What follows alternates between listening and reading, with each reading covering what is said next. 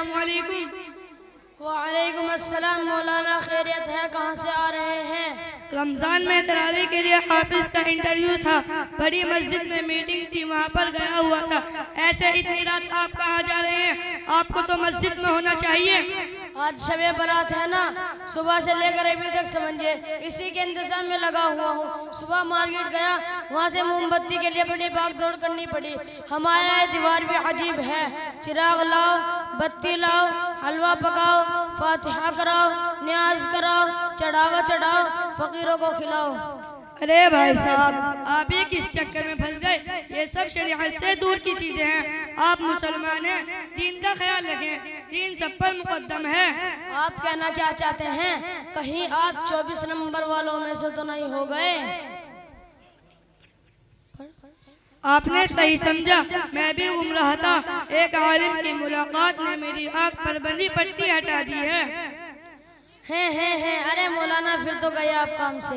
जनाब अपनी फिक्र करें, पढ़े लिखो बस, पर कितना दीनी तालीम नहीं हासिल करी है, मगर अल्लाह ने दिमाग तो दिया है, इस खोपड़ी का इस्तेमाल करो सलीम भाई। तो ये बाप दादा जो करता रहे हैं गलत है, ये मौलाना लोग जो बयान करते हैं सब गलत है। हदीस में जो लिखा है वो भी गलत है, साहबा ने जो हलवा पकाया वो भी गलत है। यही तो समझ का फेर है, बाप दादा ने बहुत कुछ गलत कर रखा है। जैसे गैरों के जोशी अली को ले लीजिए, बाप दादा इस दिन पेड़ों की जड़ में और बच्चों के सर पर पानी डालते थे और ये अकीदा बनाए हुए थे आज के ठंडा पानी से सदा सुखी और ठंडा रखेगा। तो क्या ये जायज था? हरगिज नहीं। अरे मौलाना, बहुत सी हदीसों में इस रात की फजीलत बयान हुई है और आप तो मुझ पर ही चढ़ा रहे हैं जैसे आप मुझसे जंग करेंगे। ए अल्लाह के बंदे, मैं हदीसों को रद्द करने वाला कौन होता हूँ? मैं भी यही दावत देना चाहता हूँ कि जो हदीस से साबित है वही करो। आज की रात शब्बेदारी करो, शब्बेकारी ना करो। सुबह को रोजा रखो, सवाब कमाओ, जानवरों की तरह ना घूमो और खाओ। इस रात में जितना मांगोगे उससे बढ़कर मिलेगा, ये वादा अल्लाह का है। हमारे नबी सल्लल्लाहु अलैहि वसल्लम फरमाते हैं, अल्लाह खुद आसमानी दुनिया पर नुज़ुल फरमाता है और बरकत और रहमतों का ऐलान फरमाता है। अरे मौलाना, आपने जो हदीस बताई है वो तो सही है, मगर दो बात बताइए। पहली बात तो यह है कि अल्लाह के नबी मोहम्मद रसूलुल्लाह सल्लल्लाहु अलैहि वसल्लम उस रात कब्रिस्तान नहीं गए थे। और दूसरी बात, आपने शब्बेदारी और शब्बेकारी का कहें तो इसका क्या मतलब होगा? कहीं आप बकरात और अफलातून का फैसले तो नहीं छेड़ रहे हैं? देखो, शब्बेदारी का मतलब तो यह है कि रात को जाकर इबादत कीजिए और जो मांगना हो खूब मांगे। और रहा शब्बेकारी का मतलब तो वही है जो आप लोग करते हैं। क्या आपको मालूम नहीं? यही तो आप लोगों की बुरी आदत है। हमारे आला हजरत रज़ी अल्लाह तआला ने आप लोगों पर सही कुफ्र का फतवा लगाया। आप 24 नंबर लोग गुस्सा की रसूल हो, दीन से बेदीन हो गए हो, वाकया आप लोग काफिर हो। भला आप लोग देखिए, अल्लाह के नबी मोहम्मद रसूलुल्लाह सल्लल्लाहु अलैहि वसल्लम ने साहबा से कहा शब्बेदारी करो, और ये 24 नंबर या बेदीन इसमें किस्में हैं निकालते हैं। हम लोग मुर्दों का जवाब पकड़ते हैं, हलवा पकाते हैं, ये शब्बेदारी नहीं है। अरे हम लोग शब्बेदारी करने के लिए बाकायदा VCR VCP वगैरह 4 दिन से बुक कराते हैं। अफसोस खुदा अफसोस, पहले तुम लोगों का हाल सुनाता हूँ। वो इस तरह के एक आका ने अपने नौकर से कहा कि देखो मैं जरा मुहाजिर के यहाँ से मिलकर आ रहा हूँ, तुम ये घोड़ा पकड़ो और किसी भी कीमत पर इसकी रस्सी मत छोड़ना। उस नौकर ने कहा, अच्छा हुजूर आप बेफिक्र हैं। खैर, आका के जाने के बाद चंद डाकू आए और बोले ये घोड़ा हमें दे दो वरना जान से मार दूंगा।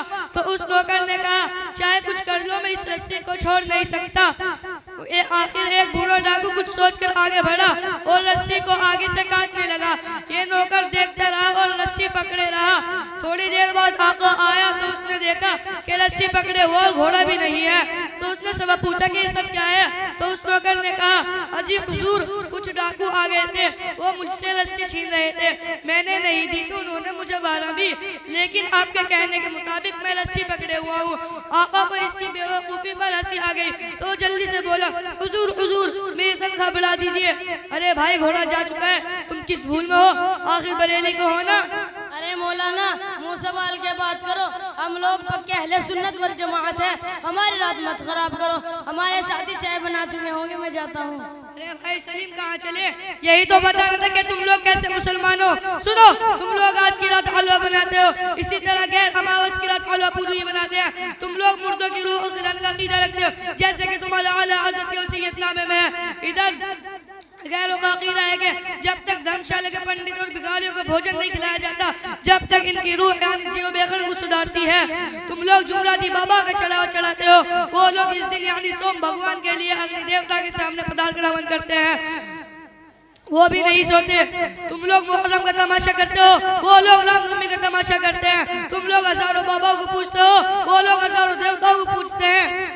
अरे आपने इंच इंच करके हमारे सब काम हिंदू के काम से साबित कर दिए, ये तो मैं सोच भी नहीं सकता था। वाकई इसमें तो आला हजरत भी फंसते हैं। अरे भाई सलीम, किस आला हजरत की बात करते हो? उस मरदूद को आला हजरत कहकर तुम लोग उसका के रसूल बनते हो। रसूलुल्लाह तो सिर्फ हजरत है और ये कमबख्त आला हजरत है।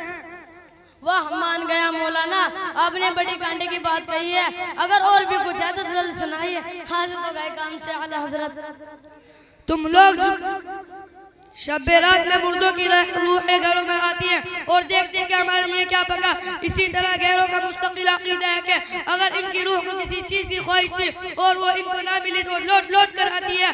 कभी परिंदों की शक्ल में भी आती है, जिसकी हदीस पाक से साफ तरदीद है। और हैरत अंगेज बात सुनो, तुम लोग चिरागे करते हो, बोलो करते हो नहीं, और पटाखे छोड़ते हो। ये ठीक गैरों की दिवाली जैसी बात है कि वो लोग भी अपने घरों को चिरागों से सजाते हैं और खूब पटाखे छोड़ते हैं। वो भी आग में रात गुजारते हैं और तुम भी अपनी रात आग में गुजार दो। बताओ, ये शब्बेदारी, ये शब्बेकारी?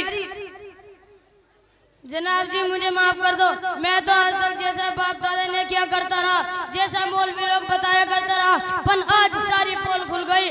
बाप रे, इतना बड़ा गुनाह, ये सब तो बिल्कुल गैरों की तरह हो गया। अल्लाह बचाए।